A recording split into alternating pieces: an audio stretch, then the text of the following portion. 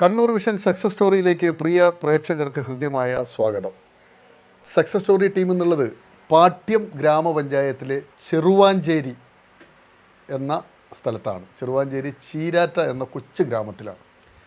ഞങ്ങളൊരു യുവ സംരംഭകരെ തേടിയാണ് ഇവിടെ എത്തിയിട്ടുള്ളത്. ഇവിടെ AR ഫ്രൂട്ട് പ്രൊഡക്ട്സ് എന്ന സ്ഥാപനം, അതിൻ്റെ ഉടമ N രാജേഷ് കടന്നുപോയ വഴികൾ ഇന്നത്തെ യുവതലമുറയ്ക്ക് ഒരു മാതൃകയാണ്. 6-ാം വയസ്സിൽ അദ്ദേഹം പഠനത്തോടൊപ്പം ബേക്കറി തൊഴിലാളിയായി ജീവിതം തുടങ്ങുന്നുണ്ട്. 2 വയസ്സിലുള്ളപ്പോൾ പിതാവിനെ നഷ്ടപ്പെട്ടു. അനാഥ ബാല്യമാണ് ശരിക്കും. അത് കഴിഞ്ഞ് പ്രവാസ ലോകത്തേക്ക് 8 വർഷം പ്രവാസിയായി തിരിച്ച് വീണ്ടും നാട്ടിലെത്തുമ്പോൾ മുന്നിലൊരു ചോദ്യചിഹ്നം തന്നെയാണ്, ഇനി എങ്ങനെ മുന്നോട്ട് പോകും. അപ്പോഴാണ് മനസ്സിലൊരാശയം ഉദിക്കുന്നത്, ഒരു വ്യവസായം തുടങ്ങുക.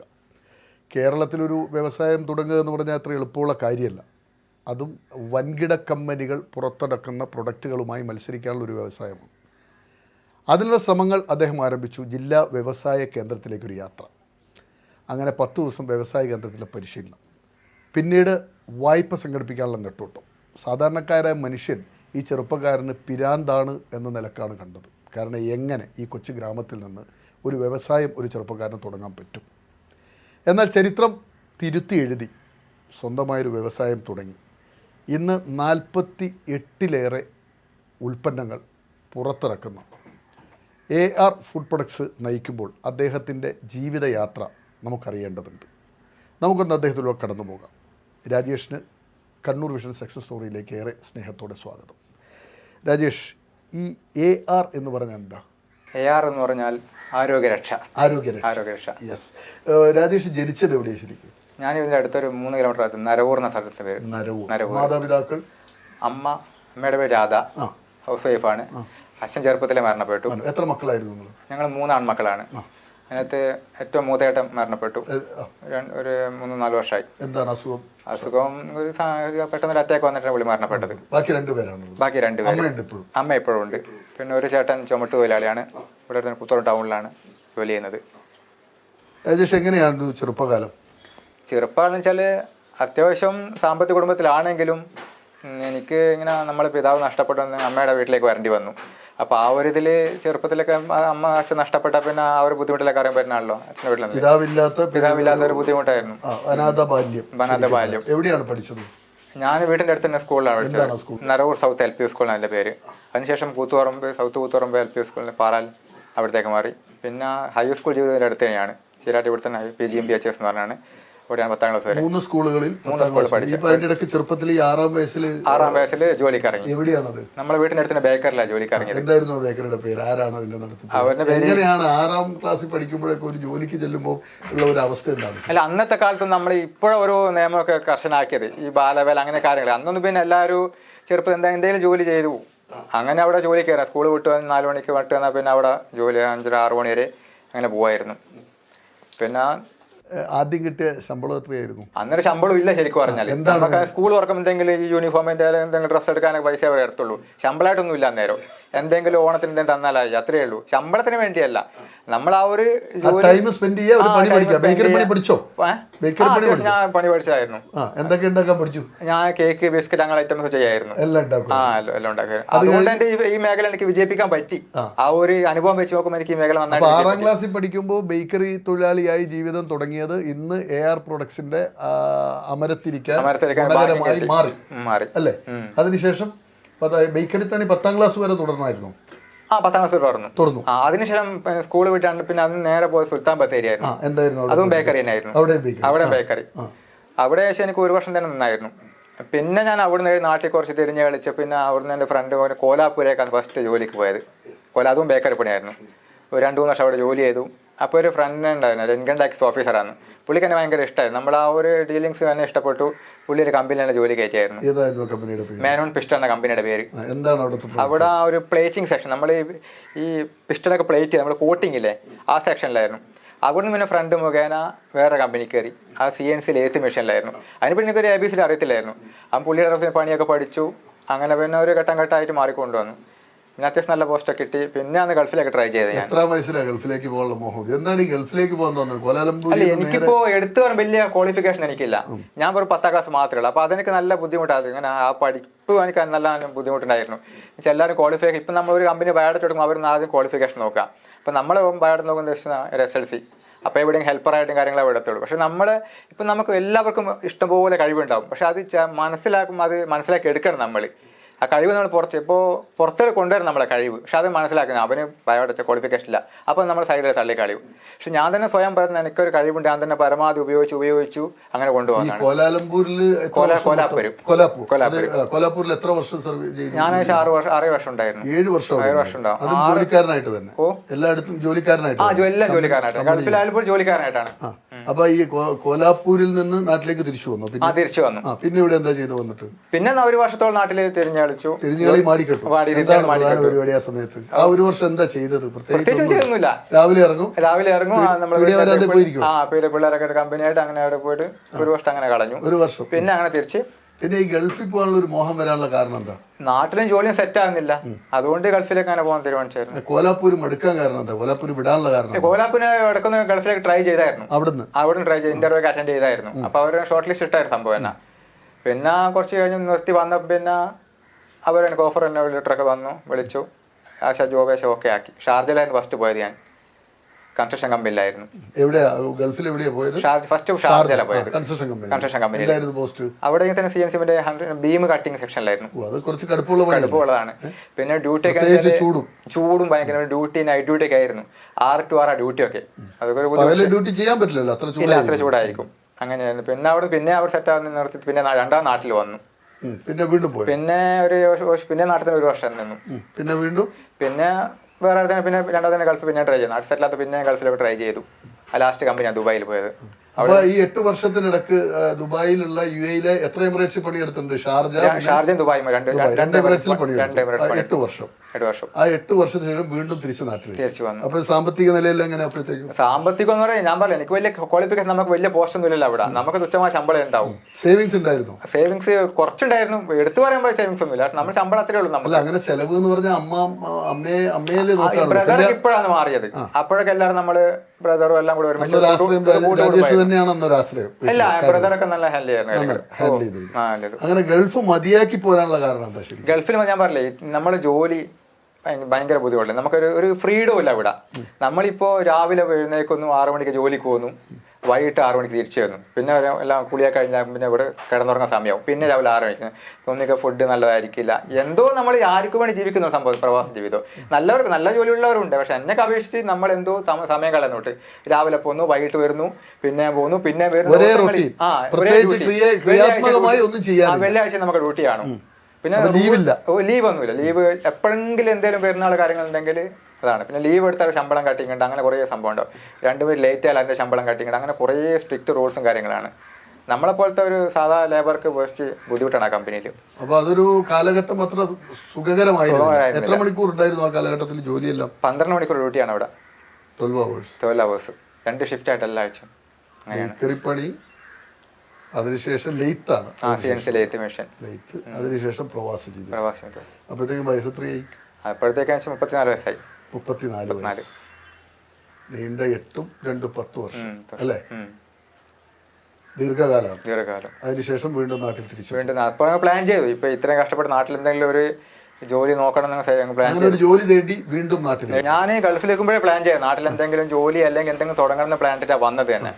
അപ്പോൾ നാട്ടിൽ ഞാൻ അഭിപ്രായം എടുത്തു. നാട്ടിൽ പലരും ചോദിച്ചു ഇങ്ങനെ സംരംഭം തുടങ്ങി എന്തായിരിക്കും നാളെ ആൾക്കാർ. അപ്പോൾ അവർ പറഞ്ഞു ഇപ്പോൾ ഒരു നാട്ടിൽ നടക്കാൻ പോകുന്നതൊന്നും. പക്ഷേ നാട്ടിൽ ഇഷ്ടംപോലെ കമ്പനിയുണ്ട്, ഒരു 1000 ഇഷ്ടംപോലെ കമ്പനികൾ. അപ്പോൾ നമ്മുടെ പ്രോഡക്റ്റൊക്കെ നമ്മൾ പിടിച്ചേക്കാൻ ഭയങ്കര ബുദ്ധിമുട്ടാണ്, വൻകിട കമ്പനിയൊക്കെ ഉള്ളതാണ്. അപ്പോൾ ഞാൻ വിളിച്ചു ഏതായാലും നമുക്ക് തുടങ്ങി നോക്കാവുന്ന. അങ്ങനെ വ്യവസായ ഓഫീസറായിട്ട് ബന്ധപ്പെട്ടു. ഒരു ബേക്കറി മേഖലകളിലല്ലേ ഏറ്റവും കൂടുതൽ ഉണ്ടായിരുന്നത്?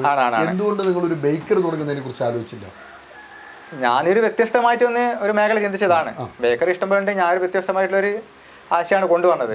പിന്നെ അപ്പോ മനസ്സിലുണ്ടായിരുന്ന ആശയം ചെറിയ ഫ്ലോർമിൽ തുടങ്ങാൻ പ്ലാൻ ഇട്ടത്. അങ്ങനെ നേരെ ജില്ലാ വ്യവസായ കേന്ദ്രത്തിലേക്ക് പോകും. ഇവിടെ കൂത്തുപറമ്പ് ബ്ലോക്കിൽ ഓഫീസർ ഉണ്ടായിരുന്നു, ലിജി എന്നാണ് അവരുടെ പേര്.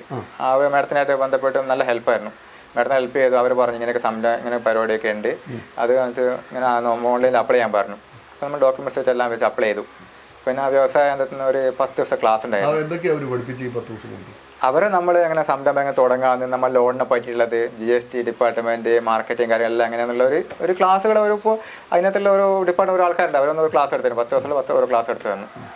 അപ്പോൾ അതിൻ്റെ നമ്മൾ ഈ റൂമൊക്കെ ശരിയാക്കി എടുത്തു. ഫസ്റ്റ് നമ്മളെ ബിൽഡിംഗ് സെറ്റ് ആക്കിയിട്ട് നമ്മൾ ഈ സംഭവം അപ്ലൈ ഫസ്റ്റ് തന്നെയാണ്. ഇത് വന്ന ആദ്യത്തെ ദിവസം തുറക്കുമ്പോൾ വാതിലടക്കം കയ്യിൽ വന്നു, ഒന്നും ഇല്ല സംഭവങ്ങൾ. അപ്പോൾ അതൊന്നും എല്ലാം പെയിന്റ് ആയിട്ട് സെറ്റാക്കി എടുത്ത സംഭവങ്ങൾ എല്ലാം വൃത്തിയാക്കി സെറ്റാക്കി കൊണ്ടുവന്നിട്ടാണ് അത് എല്ലാ അഗ്രിമെന്റ് എഴുതി എല്ലാം പേപ്പറൊക്കെ വെച്ചിട്ട് അപ്ലൈ ചെയ്ത് നമ്മൾ ആദ്യമായിട്ട് ഫ്ലോർ മില്ലാണ് തുടങ്ങിയത്. ഇവിടെ തന്നെ എല്ലാം ഇവിടെ തന്നെ കസ്റ്റമർക്ക് പൊടിച്ചു കൊടുക്കായിരുന്നു. അതുകൂടെ ഞാൻ വീട്ടിൽ പോയിട്ട് കളക്ട് ചെയ്യായിരുന്നു. സ്കൂട്ടി ഫുൾ ആൾക്കാരൊക്കെ എല്ലാം വീട്ടിൽ പോയിട്ട് കളക്ട് ചെയ്യാൻ കൊണ്ടുവരും. എന്നിട്ട് വൈകിട്ട് തീർച്ചയായും വീട്ടിലെത്തിക്കും ഞാനത്. ഞാനത് എനിക്ക് വർക്ക് കുറവായതുകൊണ്ട് ഞാൻ ഇതിന്റെ അടുത്ത് വേറെ മില്ലുണ്ട്, എന്നാലും എനിക്ക് വർക്ക് കുറവായതുകൊണ്ട് ഞാൻ പുതുതായിട്ട് വന്നതല്ലേ ഇവിടെ. അപ്പോൾ എല്ലാ വീട്ടിലും പോയിട്ട് പിന്നെ കോൺടാക്ട് നമ്പർ എല്ലാ വീട്ടിലും കളക്ട് ചെയ്തിട്ട് ഇവിടെ കൊണ്ടുവരും, പൊടിച്ചിട്ട് വൈകിട്ട് വീട്ടിലെത്തി തിരിച്ചു കൊണ്ടുവരും. ഈ ആരോഗ്യ രക്ഷ എന്ന പേര് എപ്പോഴാണ് മനസ്സിൽ രൂപം കൊണ്ടത്? അത് കുറച്ചായിട്ട് പ്ലാൻ ചെയ്തായിരുന്നു. ഈ ഫ്ലോർ മില്ലിൽ നിന്ന് ഇങ്ങനെ ഒരു ഫുഡ് പ്രൊഡക്ട്സ് ഉണ്ടാക്കണം എന്നൊരു മനസ്സിലേക്ക് ഒരു ആശയം എപ്പോഴാണ് കടന്നു വന്നത്? അപ്പൊ ഞാൻ മാർക്കറ്റ് നോക്കുമ്പോൾ നല്ല പ്രോഡക്റ്റ് കസ്റ്റമർക്ക് കിട്ടുന്ന കാരണം ആ മായത്തിന്റെ ഒരുപാട് കളികളാണ് ഈ മാർക്കറ്റിൽ. ഇഷ്ടം പോലെ മായത്തിന്റെ കളികളാണ്. നമ്മൾ എവിടെ നോക്കിയാലും മായം കൊണ്ട് പിടിച്ചു, മായത്തിൽ അത് പിടിച്ചു, വളരെ കേൾക്കുന്നുണ്ട്. അപ്പൊ എനിക്ക് അതിൽ ബെസ്റ്റ് നല്ല പ്രൊഡക്റ്റ് കസ്റ്റമർക്ക് കൊടുക്കുക. ഇപ്പൊ എന്റെ ബിസിനസ് ഞാൻ വെറും ലാഭം നോക്കിയല്ല ബിസിനസ് ചെയ്യുന്നത്. ലാഭം എന്നെ തേടി വന്നു. സത്യം പറഞ്ഞാൽ എന്റെ പ്രൊഡക്റ്റിനെ കസ്റ്റമർ വിശ്വസിച്ച് കഴിഞ്ഞു.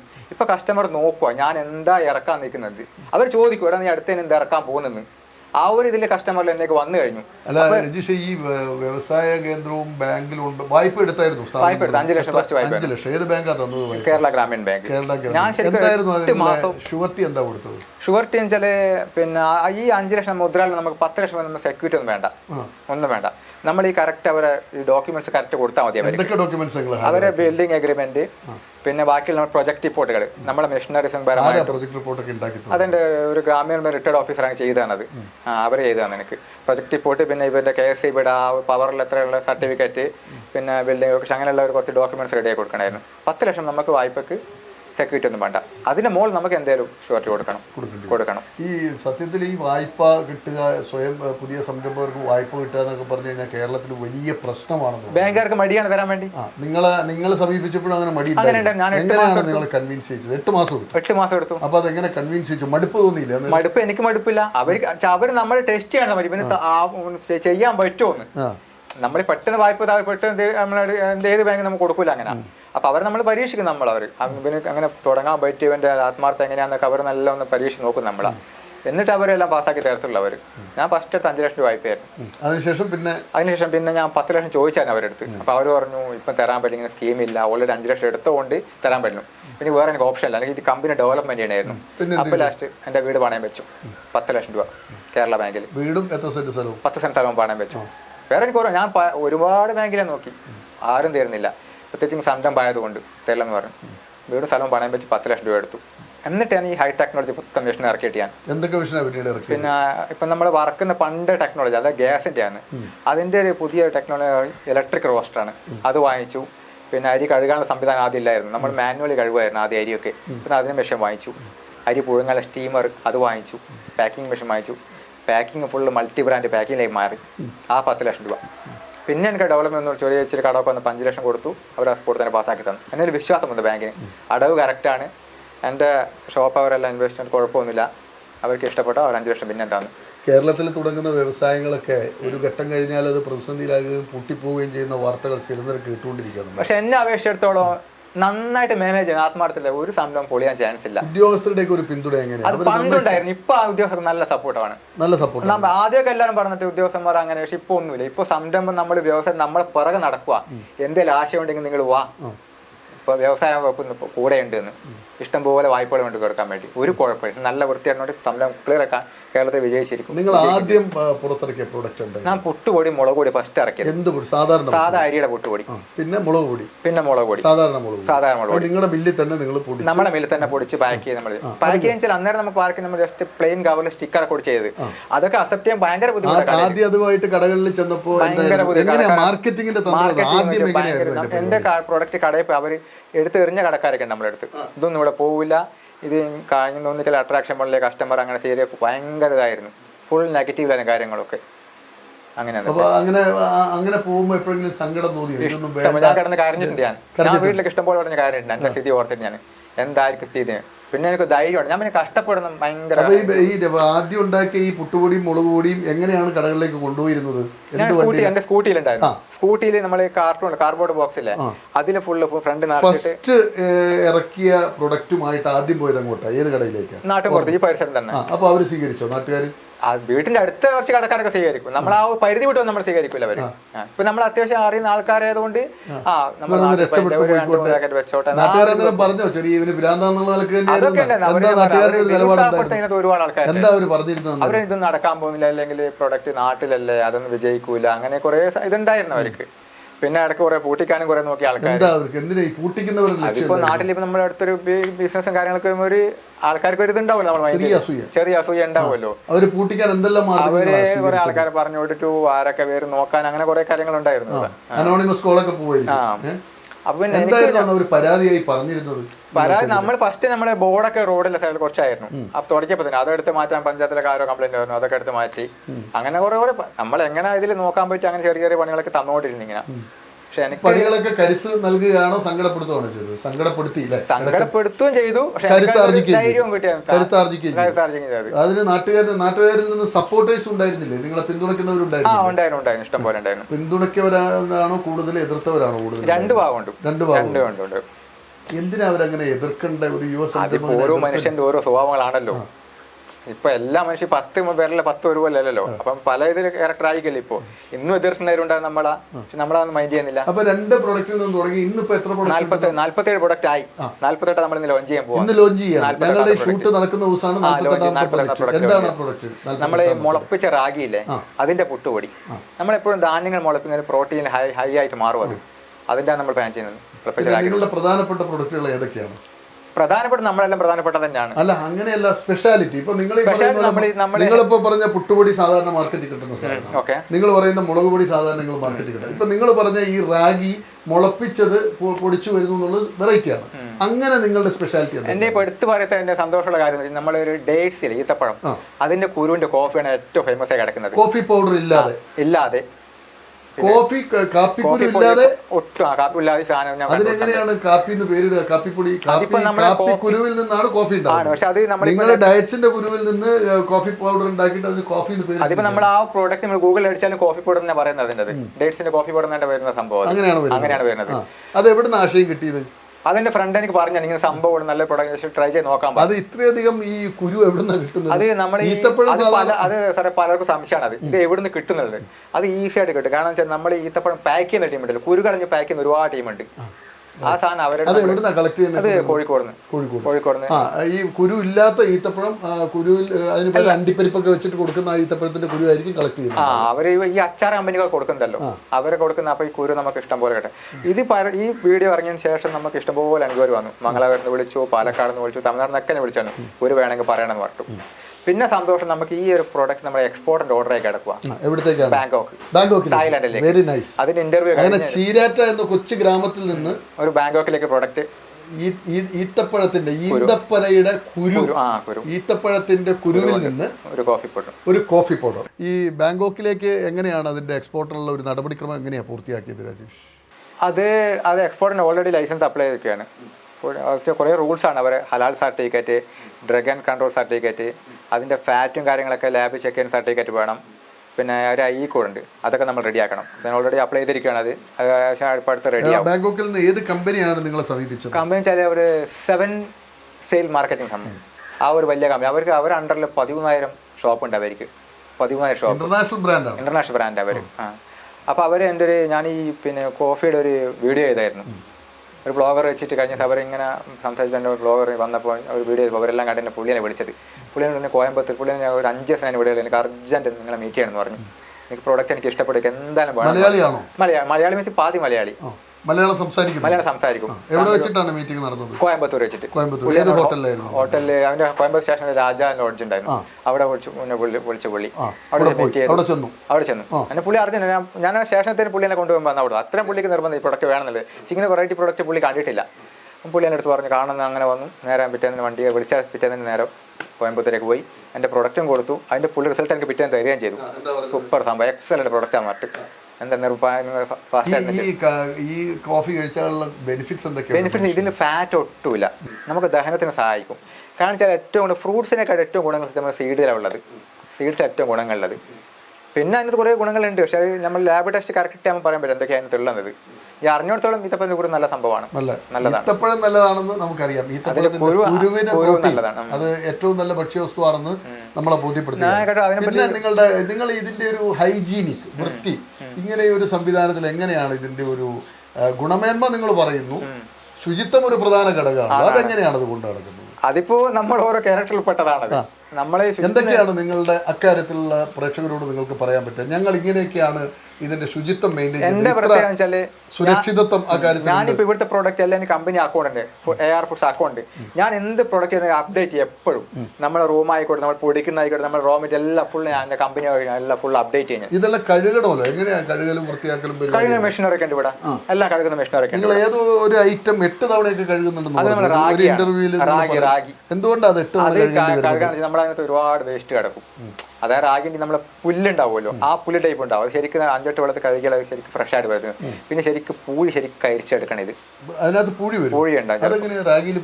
റാഗി ആ റോ മെറ്റീരിയൽ വരുന്ന അവിടെ ഫോട്ടക്സ് ആണ് പറഞ്ഞാൽ പോലും എത്ര കഴിയും ആ റാഗിയിൽ പൂഴി ഉണ്ടാവും. നമ്മൾ നന്നായിട്ട് അയച്ചേക്കണം. നമ്മൾ എല്ലാ ആ പ്രോഡക്റ്റ് ഫെയിൽ ആവും. കഴിക്കും നമുക്ക് എളുപ്പം തന്നെ പൂഴി ആയിരിക്കും. ഈ 47 പ്രൊഡക്റ്റുകൾ വിപണിയിലുണ്ട്. അതിനകത്ത് ഉള്ള പ്രൊഡക്റ്റുകളുടെ പേരൊന്ന് ഒരു 47 പ്രൊഡക്റ്റ് ഞാൻ വിപണിയിൽ ഇല്ല. വിപണി മീൻസ് എല്ലാ കടയിലും നമ്മൾ ഈ പ്രൊഡക്റ്റ് സ്വീകരിക്കുന്നില്ല.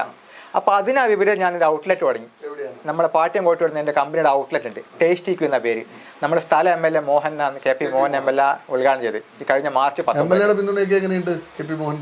കുഴപ്പമില്ല, പുള്ളി ഇവിടെ ഇലക്ഷന് വോട്ടൊക്കെ പിടിക്കാൻ ഇവിടെ വന്നായിരുന്നു. നല്ല ബന്ധങ്ങൾ കുഴപ്പമില്ല, അത്യാവശ്യമാണ്. ആ പുള്ളി വെച്ചാണ് ഉദ്ഘാടനം ചെയ്തത്. അത്യാവശ്യം നല്ല മൂവിംഗ് ഉള്ള ഷോപ്പാണ്. ഈ 48 പ്രൊഡക്റ്റ് വെക്കാത്ത ഔട്ട്ലെറ്റ് ആണ് അതിന്റെ കാരണം. കടകളിൽ ഏതൊക്കെ പ്രൊഡക്റ്റ് ആണ്? കടകളിൽ അത്യാവശ്യം 10-25 പ്രൊഡക്റ്റ് നമ്മൾ ഇറക്കുന്നുണ്ട്. നമ്മുടെ പൊട്ടുപൊടി നമുക്ക് 5 തരം പൊട്ടുപൊടി ഉണ്ട്. എന്താണ് ഈ 5 തരം പൊട്ടുപൊടി? ഏതൊക്കെയാണ്? 5 തരം പൊടി നമ്മൾ സാധാ അരിയുടേത്, ചോളം, റാഗി, ഗോതമ്പ്, മൾട്ടിഗ്രെയിൻ. 2 പെൻഡിങ് കിടക്കുന്നുണ്ട്. തെനയുടെ പൊട്ടുപൊടി ഇപ്പോൾ റോ മെറ്റീരിയൽ വാങ്ങി തെനയുടെ ഇപ്പോൾ ഇറക്കാൻ പോകും നമ്മൾ. എന്താണ് ഈ തെന എന്ന് പറഞ്ഞാൽ? എന്താ സാധനം? തെന എന്ന് വെച്ചാൽ അതിന് ഇംഗ്ലീഷ് പറയുകയാണെങ്കിൽ എന്തോ ഇന്ന് പഞ്ഞിപ്പുല്ല് എന്തോ പറയൂല, അതിന് പഞ്ഞിപ്പുല്ല് അങ്ങനെ പറയുന്ന സംഭവം. അവർ പ്രൊഡക്റ്റാണ്, നല്ല അന്നജൊക്കെ ഇഷ്ടംപോലെ സംഭവമാണ്. പിന്നെ ചെറുകിട ധാന്യം ഭയങ്കര ഡിമാൻഡ് ഇന്നത്തെ കാലത്ത്. ആരോഗ്യവകുപ്പ് വന്ന് പരിശോധിക്കാറൊക്കെ ഉണ്ടോ? ഫുഡ് സേഫ്റ്റി വിഭാഗമൊക്കെ വന്ന് പരിശോധന? ഫുഡ് സേഫ്റ്റി നല്ല ഫുഡ് ആൻഡ് സേഫ്റ്റി നല്ല സപ്പോർട്ട് എനിക്ക്. അവർക്ക് അറിയാം എന്നാ, അതുകൊണ്ട് അവര് ഇങ്ങോട്ട് വരാറ് സത്യം പറയില്ല. എന്നാൽ അവർക്ക് വിശ്വാസമാണ്. ആ വിശ്വാസം നിങ്ങൾ കാത്തു സൂക്ഷിക്കുന്നുണ്ട്. അവർ ഇതിൽ പോയാലും പറയും റേഷനിക്ക് പോകുന്നുണ്ട്, ഞങ്ങൾ വരാം, ഇന്ന ആവശ്യത്തിന് പോകുന്നവർ. എന്നൊരു വിശ്വാസമാണ്. അവർക്ക് എൻ്റെ സെക്ഷനും അറിയാം, എല്ലാവർക്കും അറിയാം. എല്ലാ ഡിപ്പാർട്ട്മെന്റും എന്നതിൽ വിശ്വാസമാണ്. ഔട്ട്ലെറ്റിൽ ആളുകൾ വന്ന് ഇപ്പോൾ സാധനങ്ങൾ വാങ്ങുന്നുണ്ടോ?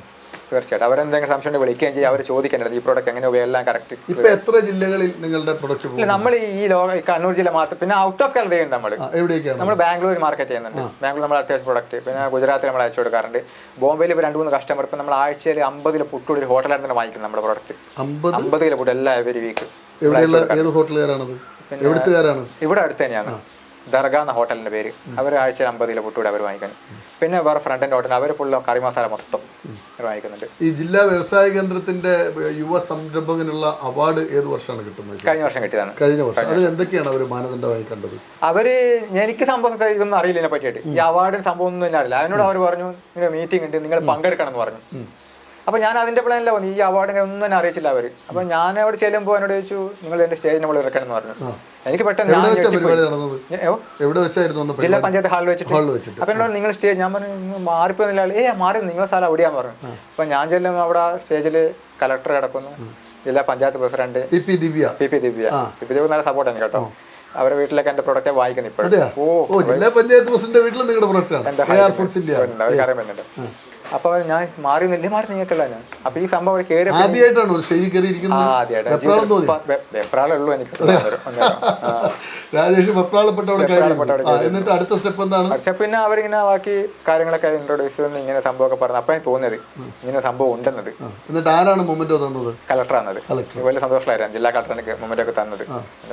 ജീവിതത്തിലപ്പോ തിരിച്ചു വന്നു. പിരാന്താന്ന് പറഞ്ഞ ജനങ്ങളിൽ അംഗീകാരം ഉണ്ടായി. അവരൊക്കെ അപ്പൊ അവര് പറഞ്ഞു ഇപ്പൊ ചെക്കൻ രക്ഷപ്പെട്ടു.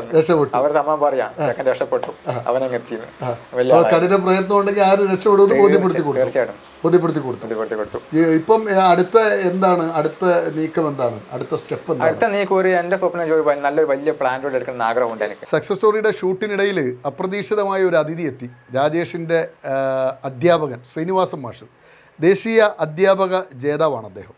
രാജേഷിൻ്റെ പ്രവർത്തനങ്ങൾക്കെല്ലാം ഒരു മാർഗം നിർദ്ദേശങ്ങൾ നൽകി കൂടെ എപ്പോഴുമുണ്ട്, കരുത്തായി.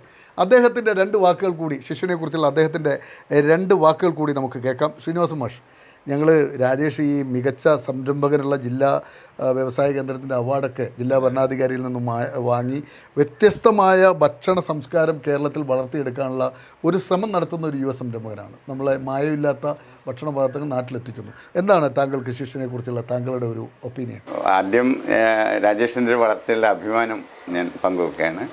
മാത്രമല്ല, രാജേഷ് ഇങ്ങനെ ഒരു സംരംഭം തുടങ്ങാൻ ആദ്യം പറഞ്ഞപ്പോൾ സ്വാഭാവികത എന്നോട് ഈ കാര്യം പറഞ്ഞപ്പോൾ എനിക്ക് ചെറിയ ആശങ്കയുണ്ടായിരുന്നു. കാരണം രാജേഷ് കുറേ കാലമായിട്ട് നാട്ടിലില്ലാത്ത ഒരാൾ നാട്ടിൻ്റെ ഒരു പൾസറിഞ്ഞിട്ടുള്ള ഒരു വ്യവസായം തുടങ്ങാൻ പറ്റുമോ?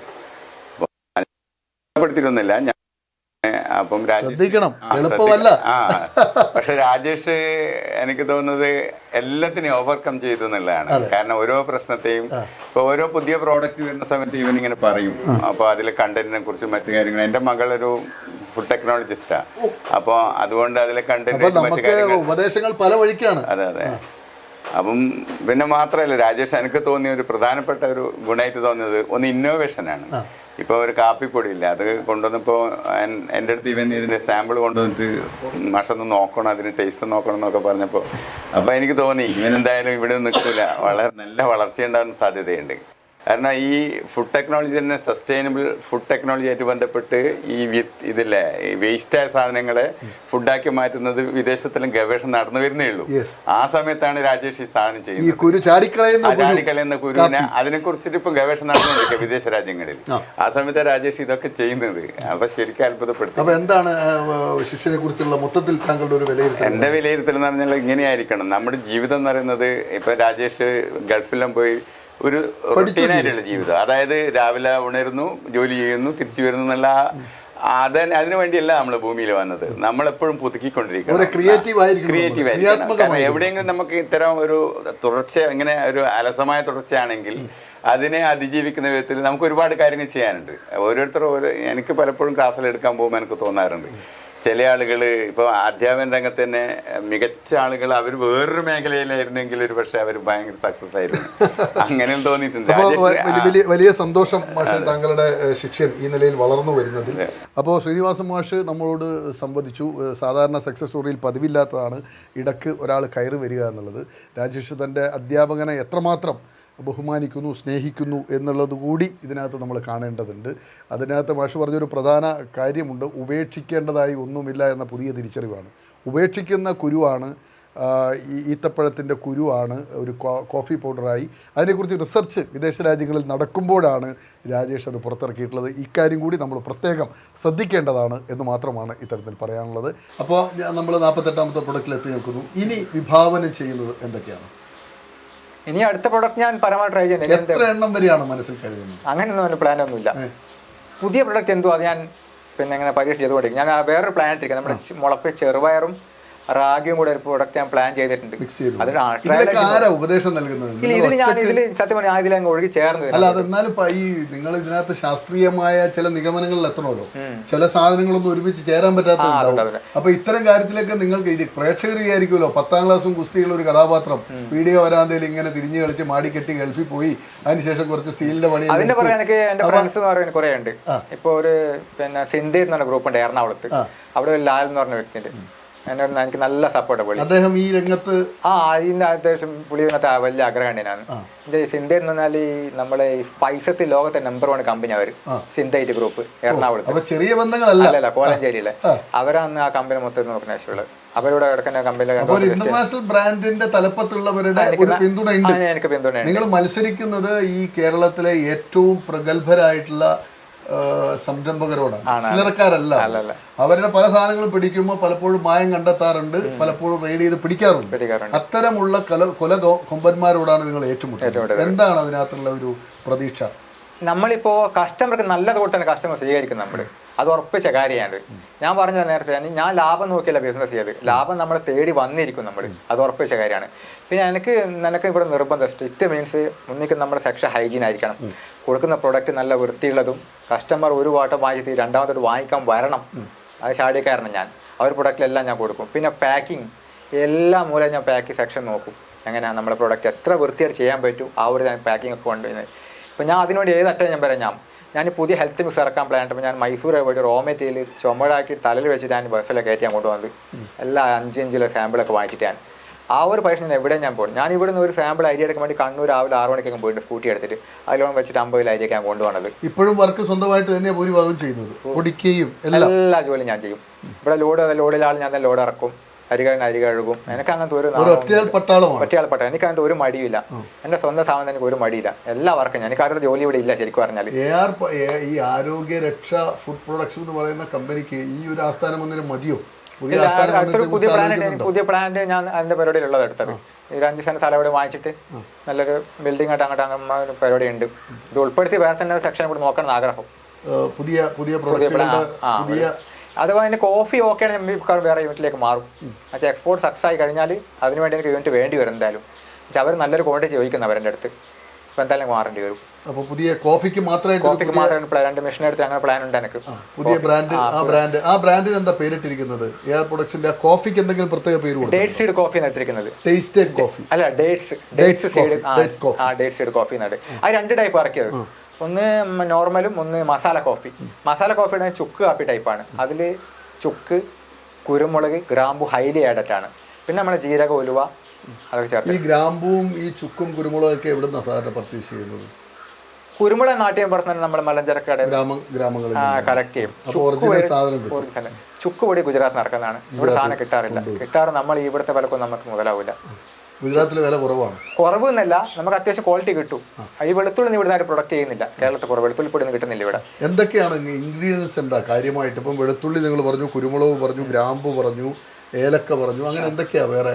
ഏലക്കയും ഈ പിന്നെ പട്ടയൊക്കെ നമ്മൾ ഇടിക്കുന്ന വരുത്തിക്കാറ് റോ മെറ്റീരിയൽ.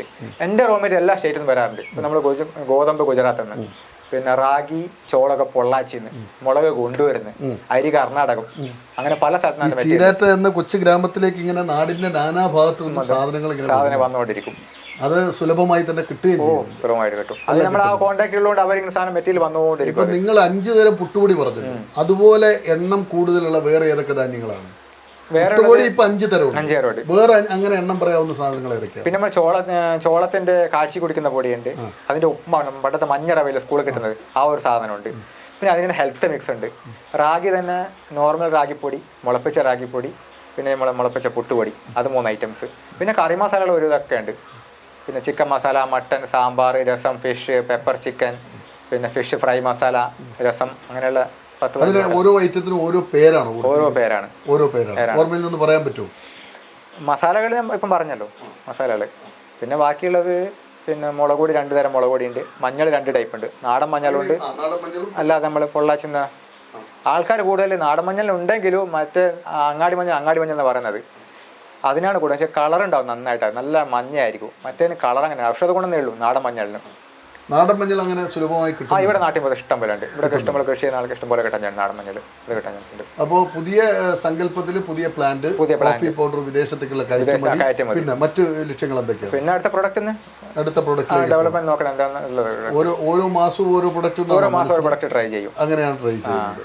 ഈ വിപണി നാട്ടിലെ ഇത് പുതിയ തന്ത്രങ്ങൾ ഈ കാലഘട്ടത്തിലെ എന്തെല്ലാം ബിസിനസ് തന്ത്രങ്ങളാണ് പുതിയ വിഭാവനം ചെയ്യുന്നത്? അല്ലെങ്കിൽ ഇപ്പം നിലവിൽ ഇംപ്ലിമെന്റ് ചെയ്തിട്ടുള്ളത് നേരിട്ട് കടകളിൽ പോയി ഇത് കൊടുത്ത് എത്രമാത്രം നമുക്കിനി മുന്നോട്ട് പോകാൻ കഴിയും ആധുനിക കാലഘട്ടത്തിൽ? അപ്പോൾ അതിനൊക്കെ എങ്ങനെയാണ് പ്ലാൻ ചെയ്യുന്നത്? പ്രൊഡക്റ്റ് മാർക്കറ്റിംഗ് നന്നായിട്ട് ചെയ്യണം.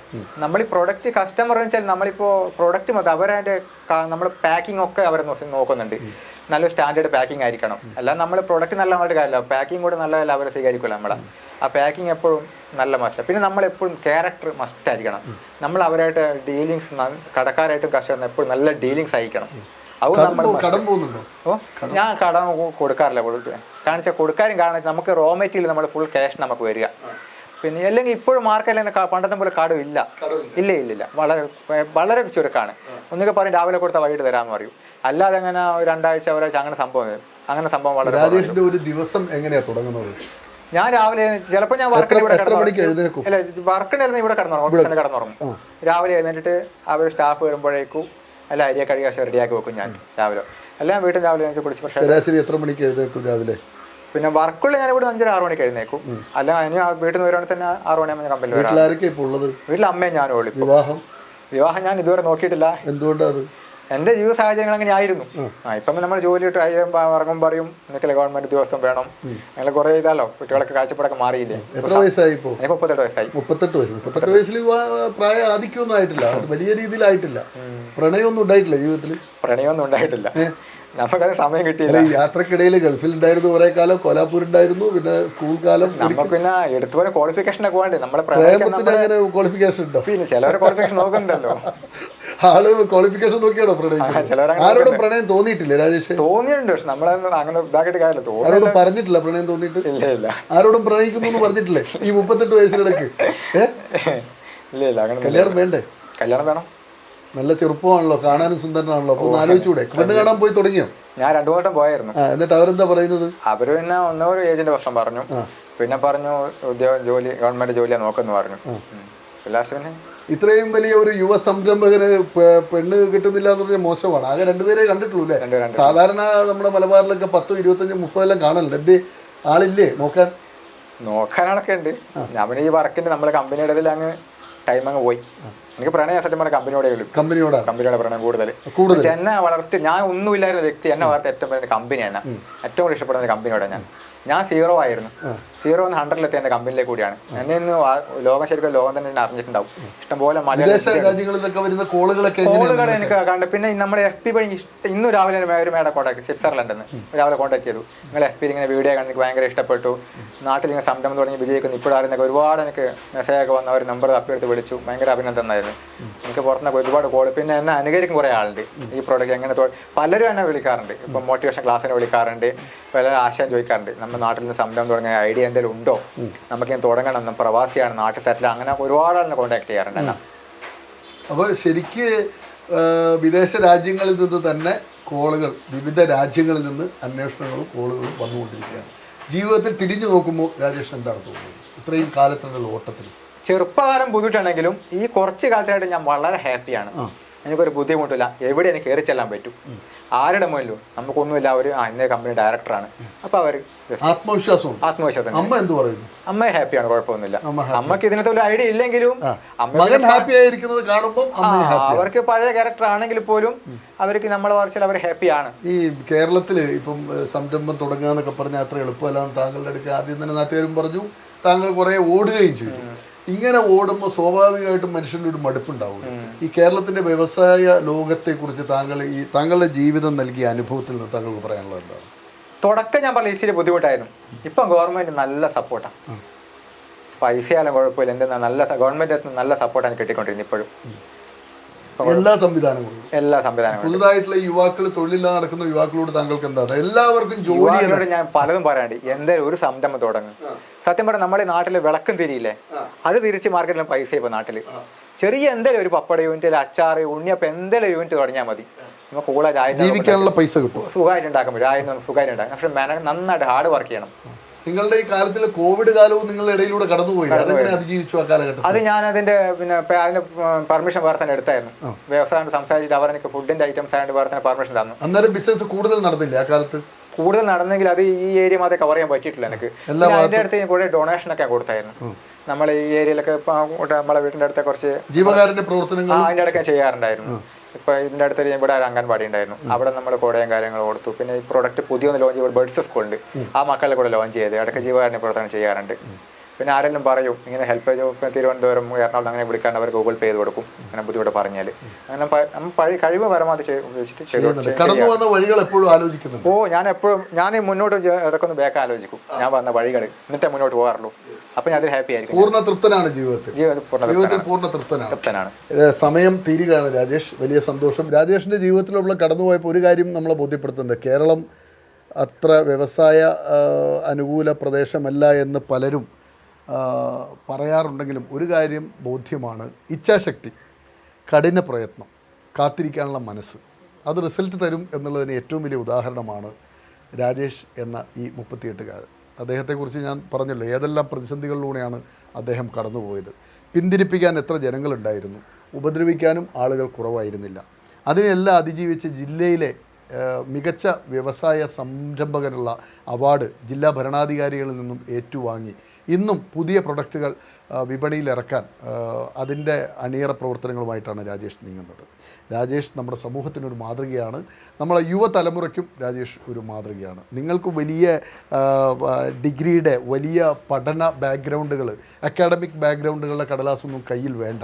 ജീവിക്കാൻ തീരുമാനിച്ചാൽ, ഇറങ്ങിപ്പുറപ്പെട്ടാൽ, നല്ല മനസ്സ്, നല്ല ചിന്തയും കഠിനാധ്വാനവും ഉണ്ടെങ്കിൽ വിജയം നേടാൻ കഴിയുമെന്നുള്ളതിന് ഏറ്റവും വലിയ ഉദാഹരണമാണ് നമ്മുടെ മുന്നിലുള്ള AR ഫുഡ് പ്രൊഡക്ഷൻ്റെ ഡയറക്ടർ രാജേഷിന് സക്സസ് സ്റ്റോറിയുടെ എല്ലാ ആശംസകളും നേരുന്നു. നമ്മൾ അടുത്ത തവണ രാജേഷിനെ കാണാൻ വരുമ്പോഴത്തേക്ക് നല്ലൊരു കുടുംബം രാജേഷിൻ്റെ ആട്ടെ, വ്യവസായം കൂടുതൽ മേഖലകളിലേക്ക് വളരട്ടെ എന്ന് ഞങ്ങൾ ആശംസിക്കുന്നു. ഇത്രയും സമയം നമുക്ക് വേണ്ടി ചിലവഴിച്ച രാജേഷിന് സക്സസ് സ്റ്റോറിയുടെ നന്ദി, നമസ്കാരം.